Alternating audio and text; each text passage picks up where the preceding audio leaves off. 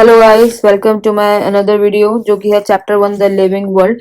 ये वीडियो इस चैप्टर की लास्ट वीडियो है। इस वीडियो में हम टेक्सोनॉमिकल एड जो कि है म्यूजियम की, फ्लोरा, मैनुअल, मोनोग्राफ, कैटलॉग, इसके बारे में डिटेल में समझेंगे कि किस तरीके से हम आइडेंटिफाई कर सकते हैं या फिर हम किस तरीके से नॉलेज गेन कर सकते हैं, क्या इनके रोल्स हैं, क्या इनके इम्पोर्टेंस हैं, राइट। तो इन सबको हम डिटेल्स में समझेंगे और देखेंगे कि किस तरीके से ये टेक्सोनॉमिकल एड्स हैं ये हमारी टेक्सोनॉमिकल स्टडीज में हेल्प करती हैं, किस तरीके से हम आइडेंटिफाई कर सकते हैं इनकी हेल्प से, किस तरीके से हम नॉलेज ले सकते हैं इनकी हेल्प से। तो ये सब हम इस वीडियो में देखेंगे। तो चलिए स्टार्ट करते हैं। म्यूजियम वो इंस्टीट्यूशंस होते हैं जहाँ पे collection of preserve plant animals को रखा जाता है फॉर स्टडी एंड रेफरेंस के लिए, राइट। यानी कि अगर हम मेन रोल की बात करें म्यूजियम की, तो म्यूजियम्स में जो भी प्रिजर्व प्लांट और एनिमल्स के जो स्पेसिमेन रखे जाते हैं, वो उनकी जो इंफॉर्मेशन होती है वो रिकॉर्ड करके रखी जाती है प्रॉपरली, राइट। जिससे कि अगर फ्यूचर में कोई भी स्पेसिमेन एक्सटिंक्ट होता है तो हमारे पास एटलीस्ट उसका जो प्रिजर्व स्पेसिमेन है वो है, जिससे हम फ्यूचर जनरेशन को उसके बारे में दिखा सकते हैं कि हाँ, इस तरीके का भी एक ऑर्गेनिज्म था जो एग्जिस्ट करता था। जैसे फॉर एग्जांपल देखें हम डायनासोर्स या डोडो बर्ड्स लगा लो, ठीक है। इनके फॉसिल जो है उस टाइम पे साइंटिस्ट ने क्या किया, इसको प्रिजर्व करके रखा, उनके फॉसिल्स मिले उसको प्रिजर्व करके रखा। तो आज की हम जनरेशन वाली हम भी जाके म्यूजियम्स में देख सकते हैं कि अब वो एक्सटिंक्ट हो गए हैं, बट स्टिल इस टाइप के ऑर्गेनिजम्स भी एग्जिस्ट करते थे। यानी अगर हमें कोई इन्फॉर्मेशन लेनी है उसके बारे में तो हम जाके कंप्लीट इन्फॉर्मेशन म्यूजियम्स में ले सकते हैं, राइट।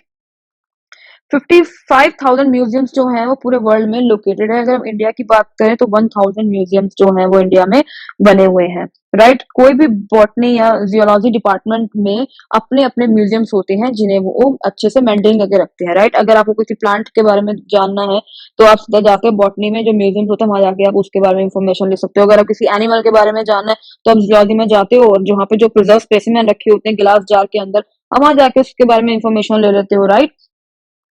जो प्लांट हर्बेरियम में नहीं रखे जा सकते उनको हम म्यूजियम में क्या करते हैं, प्रिजर्व करके रखते हैं। फॉर एग्जांपल एल्गी हो गया, फंजाई, मॉसेस, फॉर्न या part of gymnosperm, fruits etcetera, right. यानी कि हम एल्गी की बात करें या फ्रूट्स की बात करें, इनको हर्बेरियम शीट में प्रिजर्व नहीं किया जा सकता, तो इनको भी प्रिजर्व करना जरूरी है, राइट। तो इनको प्रिजर्व म्यूजियम्स में किया जाता है, ठीक है। यानी जो प्लांट को हम हर्बेरियम में प्रिजर्व नहीं कर सकते उन प्लांट्स के पार्ट को हम म्यूजियम्स में क्या करते हैं, प्रिजर्व करके रखते हैं, राइट। ऐसे ही एनिमल्स एनिमल्स को भी म्यूजियम प्रिजर्व किया था, क्योंकि एनिमल्स के लिए तो कुछ ऐसा है नहीं कि जैसे कि भाई हम उन्हें हर्बेरियम शीट में प्रिजर्व करें, या ऐसा कुछ जहाँ पे हम डेड एनिमल्स को वो कर सके। तो डेड जो एनिमल्स होते हैं उनको हम म्यूजियम से प्रिजर्व करके रखते हैं। और प्लांट्स की अगर मैं बात करूं तो वो प्लांट प्रिजर्व होते हैं म्यूजियम्स में जो उन्हें हम हर्बेरियम में नहीं रख सकते, राइट। यहाँ पे मैंने कुछ म्यूजियम की पिक्चर लगाई है, यहाँ पे आप देख सकते हो। इस तरीके से एनिमल्स को इस तरीके से डिस्प्ले किया जाता है कि ऐसा लगे कि वो बिल्कुल उनकी ओरिजिनल फॉर्म में ही उनको मतलब इस तरीके से वहाँ पे प्रिजर्व किए जाते हैं एनिमल को, इस तरीके से वहाँ पर डिस्प्ले किया जाता है उनको कि वो बिल्कुल ऐसा नेचुरल लगते हैं, राइट। कैटेगरी की बात करूँ तो 3 कैटेगरी होती है, स्मॉल, मीडियम और लार्ज। अगर स्मॉल म्यूजियम की मैं बात करूँ, हर स्कूल, हर कॉलेज जहाँ पे बायोलॉजी या फिर जूलॉजी डिपार्टमेंट है वहाँ पे अपना ही उनका एक म्यूजियम होता ही होता है जो अटैच होता है डिपार्टमेंट से, जियोलॉजी डिपार्टमेंट से, जिसमें लिमिटेड नंबर ऑफ स्पेसिमेन को क्या कहते हैं, प्रिजर्व करके रखा जाता है, राइट। ऐसे ही यूनिवर्सिटी में बात करूँ जहाँ पे जियोलॉजी डिपार्टमेंट है, वहां पे अपना ही एक जूलॉजी के साथ अटैच एक म्यूजियम होता है जिसे जियोलॉजी म्यूजियम भी कहते हैं। उसके अंदर जो है लार्ज नंबर ऑफ स्पेसिमेन या लार्ज वेराइटी जो होती है एनिमल्स की, वो हमें प्रिजर्व करके रखी होती है, वो हमें देखने को मिलती है। तो हमें अगर उसके रिगार्डिंग इन्फॉर्मेशन चाहिए तो हम जियोलॉजी म्यूजियम में जाके भी उसके बारे में इंफॉर्मेशन ले सकते हैं। लार्ज म्यूजियम होता है वो बिग सिटी में लोकेटेड होता है, राइट। यहाँ पे बहुत लार्ज कलेक्शन होता है प्रिजर्व एनिमल्स का, उनके पार्ट्स का और उनके प्रोडक्ट्स का।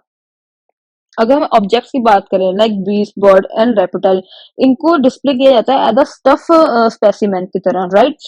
क्या करते हैं कि कोई भी आपको बर्ड या रेप्टाइल मिला तो रेप्टाइल मिला तो आप क्या करोगे, उनके इंटरनल ऑर्गन निकाल लेते हो, उसके अंदर स्टफ करके उसको प्रिजर्व कर देते हो, राइट। इसको स्टैंड की हेल्प से माउंटेड किया जाता है बोर्ड पे। तो इस तरीके से उनको डिस्प्ले किया जाता है कि वो ऐसा लगता है कि वो बिल्कुल ओरिजिनल की ओरिजिनल लगते हैं, राइट। ऐसे ही आपने कभी देखा होगा म्यूजियम में हेड ऑफ लार्ज मैमल जैसे टाइगर टाइगर, लेपर्ड या बाइसन, इनके जो हेड्स होते हैं वो वॉल पे हैंग किए होते हैं, राइट। तो इसमें क्या करते हैं कि जो हेड होता है उसको भी स्टफ करते हैं, माउंट करते हैं वुडन प्लेट पे एंड देन वॉल पे हैंग कर देते हैं, राइट। तो इस तरीके से जो हेड ऑफ लार्ज मैमल है उसको भी प्रिजर्व करके रखते हैं।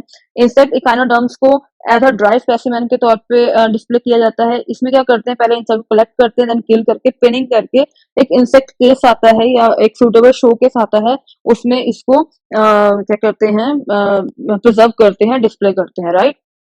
Amphibian fish notochord like sponges, arthropod, worms या निडेलियंस, इनकी मैं बात करूं तो इनको ग्लास जार में कुछ प्रिजर्वेटिव फ्लूइड जैसे फॉर्मेलिन, स्पेशली फॉर्मेलिन डाल के क्या किया जाता है, प्रिजर्व करते हैं और इनको पूरी तरीके से डिप करके रखते हैं ताकि ये ड्राई ना हो और डैमेज ना हो, राइट। तो इस तरीके से इनको प्रिजर्व किया जाता है। स्केलेटन ऑफ एनिमल्स की मैं बात करूं या फिर मैं फॉसिल एलिफेंट टस्क की बात करूं, इसको इसको क्या करते हैं, वायर या स्टैंड की हेल्प से इस तरीके से माउंट किया जाता है, माउंटेड करते हैं कि जिससे कि वो बिल्कुल अपनी नेचुरल फॉर्म में ही रहे, राइट।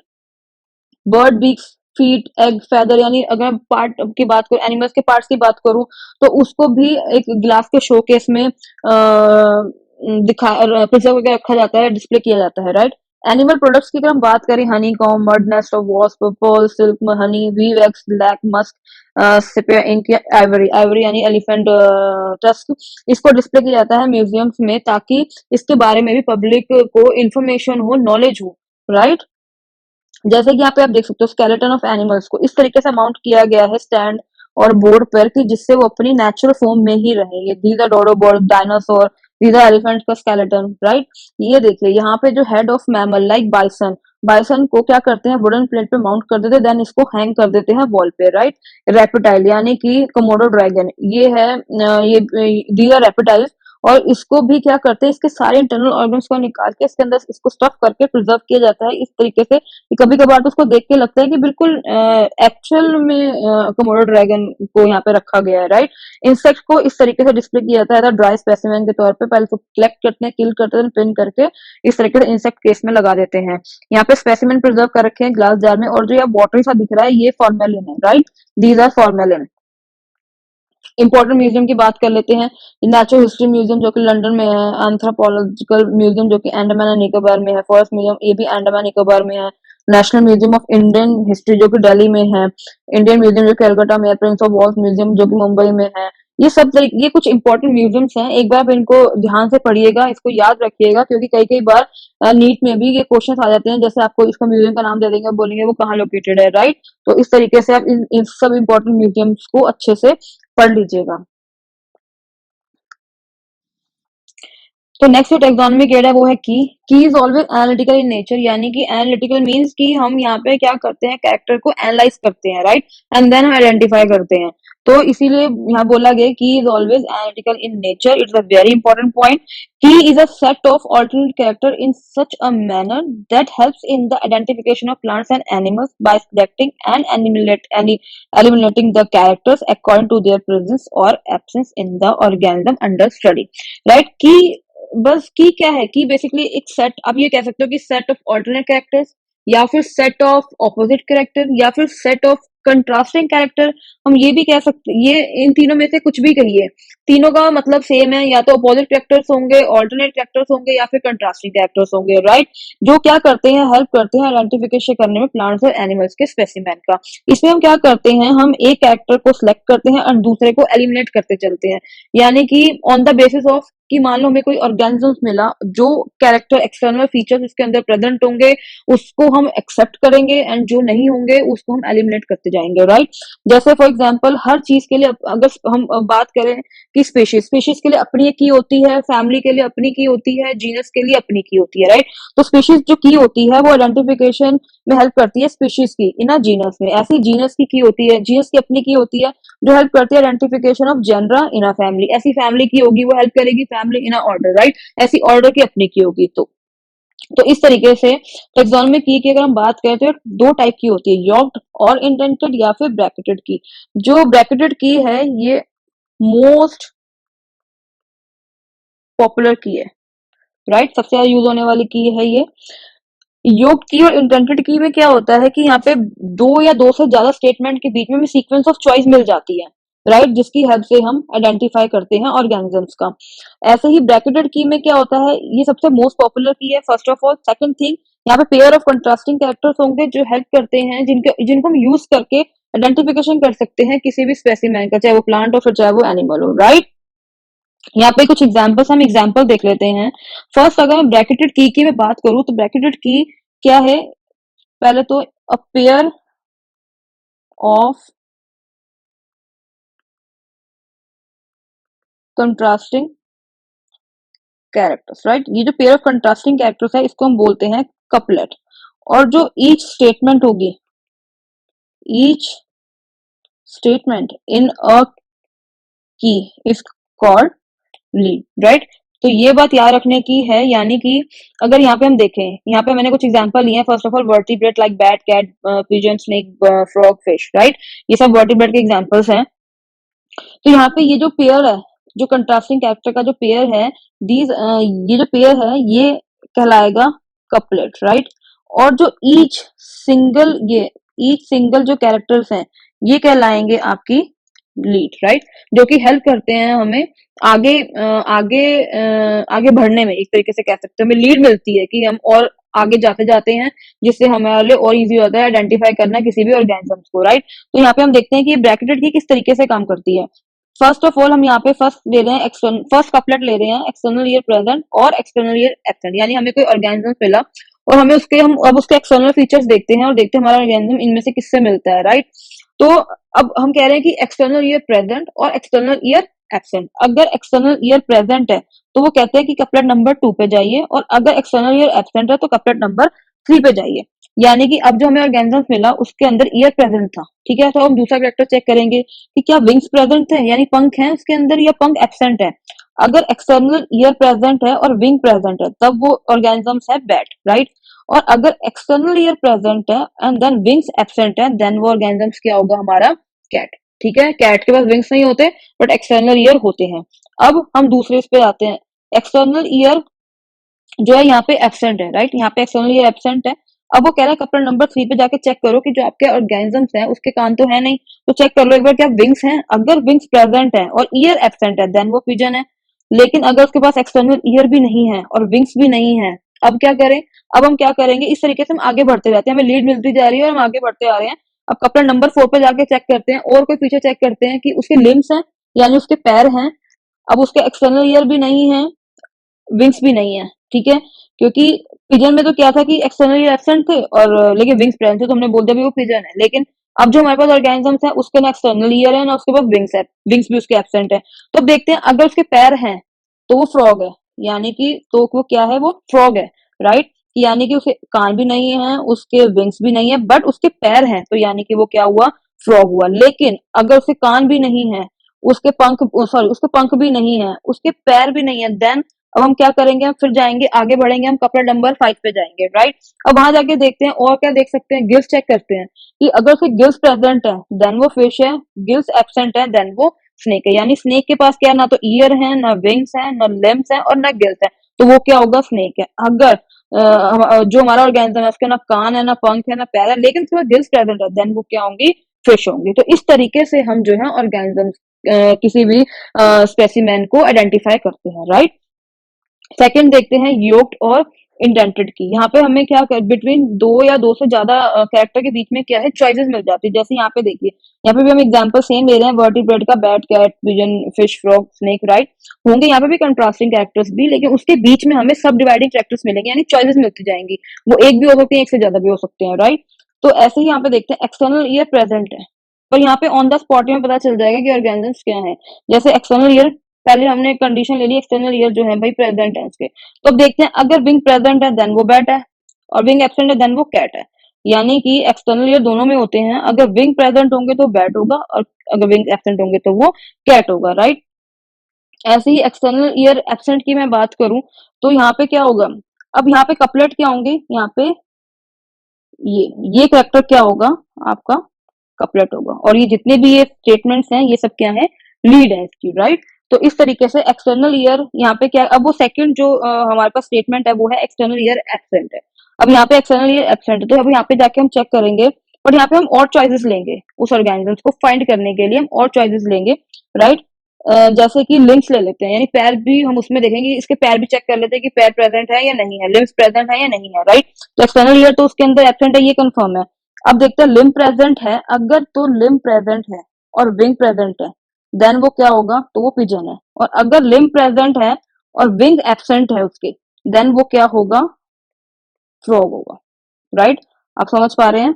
जैसे कि मैं कह रही हूँ, अगर लिम्ब प्रेजेंट, एक्सटर्नल तो एब्सेंट ही है उस ऑर्गेनिज्म में, बट अगर उसके लिम्ब प्रेजेंट है, यानी उसके पास पैर है और उसके पास विंग है, तब वो होगा पिजन, राइट। बट अगर उसके लिम्ब प्रेजेंट है और विंग्स नहीं है, यानी पैर तो है पर पंख नहीं है, तब वो होगा फ्रॉग। तो इस तरीके से आगे देखते हैं। अब आगे वो कह रहे हैं कि लिम्ब एब्सेंट है, यानी अब ये कंडीशन है कि लिम्ब एब्सेंट है, अगर पैर नहीं है और उसके गिल प्रेजेंट है, राइट। अगर पैर तो है नहीं पर गिल जरूर है, तो वो होगा हमारा फिश। और अगर लिम्ब एब्सेंट है और गिल्स भी एब्सेंट है, देन वो और स्पेसिमेन क्या होगा, स्नेक। तो इस तरीके से जो की है वो हेल्प करती है आइडेंटिफिकेशन करने में किसी भी स्पेसिमेन को, राइट। तो यहाँ पे क्या है, हम कपलेट और लीड की हेल्प से आइडेंटिफाई करते हैं, किसी भी ऑर्गेनिज्म को आइडेंटिफाई कर सकते हैं। हाँ, तो अब जो नेक्स्ट टेक्सोनोमिक एड्स हैं, जैसे फ्लोरा हो गया, मैनुअल हो गया, मोनोग्राफ हो गया, कैटलॉग हो गया, ये जो सब के सब है, ये क्या है, एक रिकॉर्डेड डिस्क्रिप्शन होते हैं प्लांट्स के, कह लो एनिमल्स के, या फिर किसी अदर ऑर्गेनिजम्स के, जो बुक की फॉर्म में भी हो सकते हैं, लिटरेचर की फॉर्म में भी हो सकते हैं, right.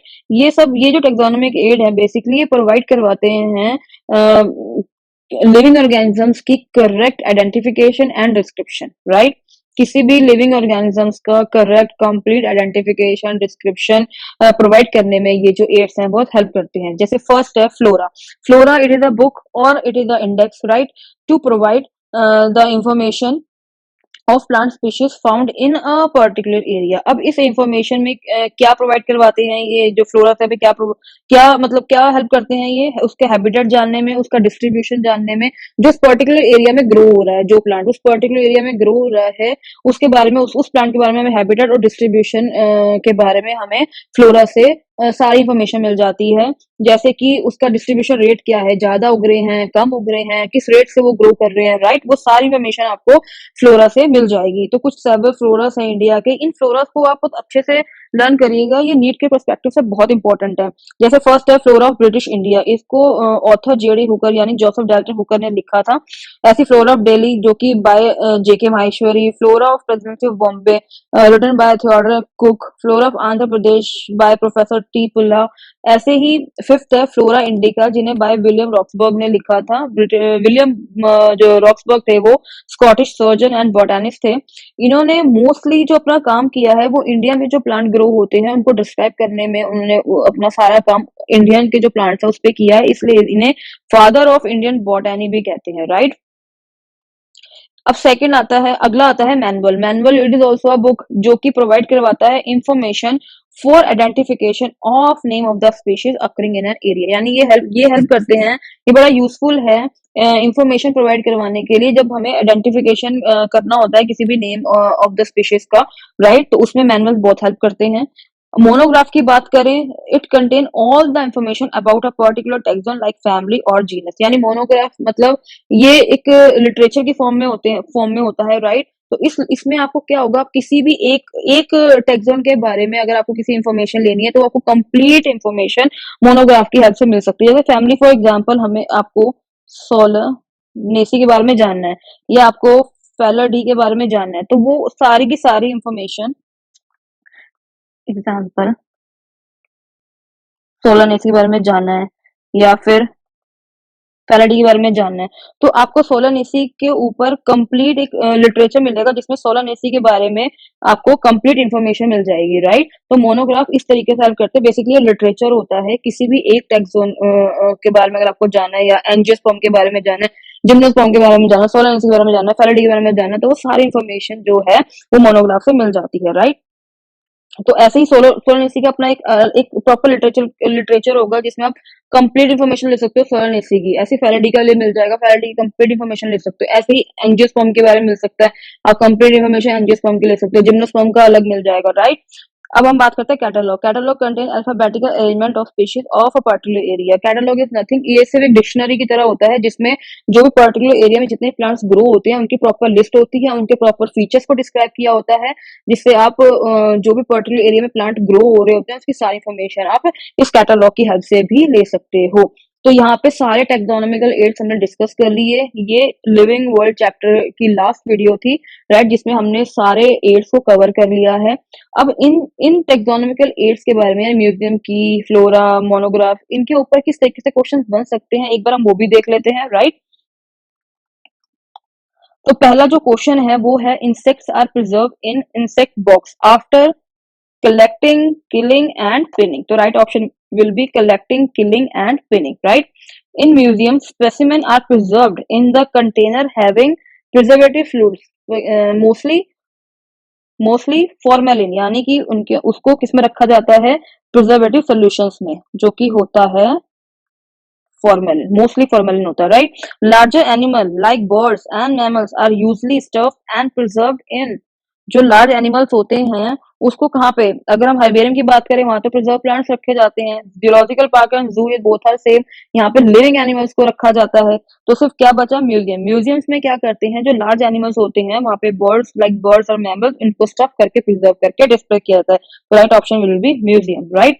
Dash is a taxonomic aid which contain the actual account of habitat and distribution of plants of a given area and also provide the index to the plant species found in a particular area। यानी ऐसा वो taxonomic add जो help करता है, जो information देता है plant के बारे में जो पर्टिकुलर एरिया में ग्रो हो रहा है, जो वो उस इंफॉर्मेशन में क्या होता है, उसका हैबिटेट एंड उसका डिस्ट्रीब्यूशन। वो कौन सा टैक्सोनॉमिक एड है, वो टैक्सोनॉमिक एड है हमारा flora, right. Flora is the book, book की फॉर्म में भी होता है ये book, it is a book also, it is a index also, right. तो इसका जो ऑप्शन है सही है वो ए है। Key is a taxonomical aid use for the identification of organism. Each statement in a key is called, यानी कि जो पेयर्स ऑफ कंट्रास्टिंग कैरेक्टर्स होते हैं उनको तो हम कपलेट्स बोलते हैं। जो ईच स्टेटमेंट है की उसको क्या बोला जाता है, लीड, यानी right option will be lead. Couplet in a key, यानी कि जो कपलेट है, की में जो कपलेट जो है वो क्या है, पेयर्स ऑफ कंट्रास्टिंग कैरेक्टर है या फिर ईच स्टेटमेंट इन अ की है, रिजेक्शन ऑफ अ स्टेटमेंट है, नन ऑफ दीस है। तो यानी कि couplet means contrasting character in a pair, right option will be B. इस तरह से मैच द कॉलिंग की फॉर्म में भी आ सकते हैं। यहाँ पे दिया जाएगा आपको कपलेट, कपलेट क्या होगा, a pairs of contrasting character. Lead क्या होगी, ईच स्टेटमेंट इन अ की। मोनोग्राफ क्या होंगे, इंफॉर्मेशन लेनी होगा आप किसी भी किसी भी टैक्सोन की, एनी वन टैक्सोन की, तो आप वो कैसे ले सकते हो, आप मोनोग्राफ की हेल्प से ले सकते हो, राइट।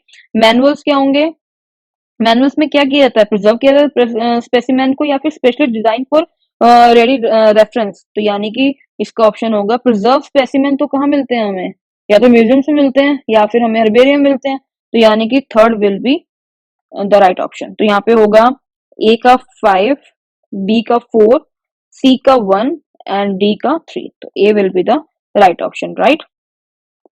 ऐसे ही लास्ट है, a taxonomical aid use for identification of plants and animal based on the similarities and dissimilarities is called, यानी वो टेक्सोनॉमिकल एड जो यूज किया जाता है आइडेंटिफिकेशन के लिए प्लांट्स और animals based on the similarities and dissimilarities is called key, museum, garden और हर्बेरियम। हर्बेरियम में तो प्रिजर्व हो रहे हैं प्लांट, गार्डन में लिविंग प्लांट्स को ग्रो किया जाता है, राइट। म्यूजियम्स में प्रिजर्व किया जाता है स्पेसिमेन को, यानी कि की वो टेक्सोनॉमिकल की है जो सिमिलैरिटीज और डिससिमिलैरिटीज के बेस पे हम आइडेंटिफाई करते हैं प्लांट्स या एनिमल्स के स्पेसिमेन को। तो right option will be C.